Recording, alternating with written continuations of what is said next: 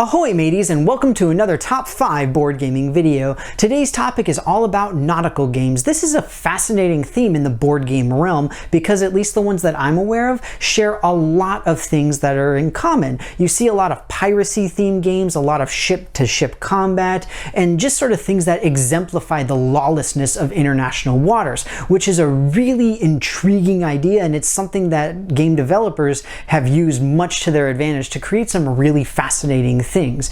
And of course, I hope that you guys enjoy this video, but as always, I'm really curious what you guys have to say. What are your personal favorites in this category and why? Do you not like nautical games in general? Is it something that you kind of avoid? Just let me know anything and everything in the comments below, because again, you guys know I love to hear from you. But with that, it's enough dawdling. We're going to get started with my number 5.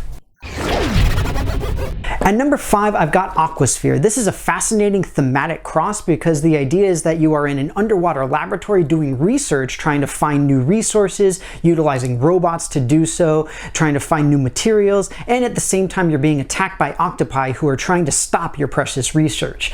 It's a very well done, fairly strategic game that I happen to really enjoy. I really like the theming of it, but the thing is it's low on the list because nautically, it's not really there, because most people, when they think of nautical games, don't think of an underwater research laboratory unless you're somebody who watched a whole lot of Sea Lab. But with that, Aqua Sphere is my number 5. At number 4, I've got Libertad. That's right, a classic game of role picking in a pirate ship. So the idea of this game is you're picking a role, putting them in order, and then you're getting treasure related to the order in which your cards are placed. The thing is that this game is low on the list because the nautical theme doesn't come through a whole lot. I mean, you're on a boat, you have cabin boys and all of that kind of stuff, but you're not like going around in the ocean and stuff like that. The thing is that it's a wonderful game. I absolutely adore the role picking aspect. I think it's very, very well done, and honestly, it's replaced a lot of other role-picking games for me. And the fact is, you've got pirates, you've got doubloons, you got treasure. You really can't beat it when it comes to that aspect of the nautical theme. Libertad, my number 4.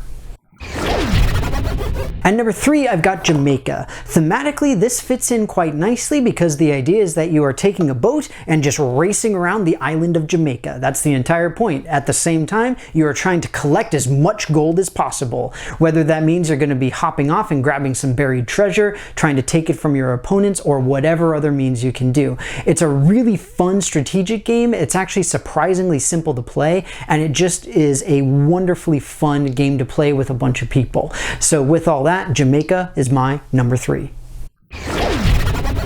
At number 2, I've got New Bedford. In this game, we see sort of the epitome of the Dickensian idea of what a nautical town really is. We're talking about mid-1800s. We've got whaling ships going out to try and support and build up a town. The game itself is a worker placement, with the idea being that you construct buildings that will grant you actions when you put your workers on them. In addition, you're going to be sending out people to go and try to catch whales. That's how you get most of your resources, and the idea being that it's sort of a press your luck where the longer you stay out, the better the whales, but it's less likely that you'll be able to get them.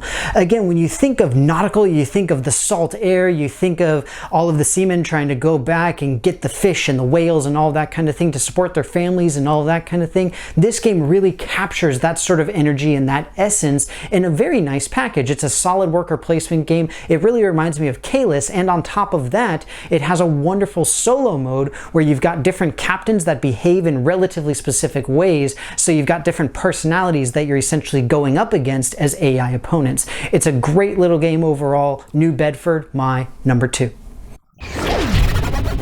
At number 1, I've got Captain Sonar. This is by far the most unique game mechanically on this list, where it is a real-time game consisting of 2 teams that are controlling rival submarines that are actively trying to track and blow each other up. So the idea is you're trying to listen in on what the other team is doing, you're shouting orders of what direction you're going to be moving, readying weapons, avoiding land masses, and all of that kind of stuff. It's absolutely wonderful, and it is really nerve-wracking, honestly, when you play it, but it brings to life some of the ideas of movies like Das Boot or U-571, Crimson Tide, The Hunt for Red October, all of those kinds of things, and the tension of waiting to see what's going to happen. Are they going to hit? Are they not going to hit? All of that kind of stuff. It's a tremendously well done game. And again, when you think nautical, you think about those ships fighting one another, and particularly the idea of submarines doing it and having that absolute tension of you're not certain where they are, but you know you're close and all that kind of thing. Oh, absolutely amazing and a tremendously fun board gaming experience. That said, if you can't get enough people for Captain Sonar, there is also just Sonar. That's the name of the game, and it plays with fewer people, and it's a little bit more streamlined if you can't get the numbers that you need for Captain Sonar. But with that, Captain Sonar by far is my number one.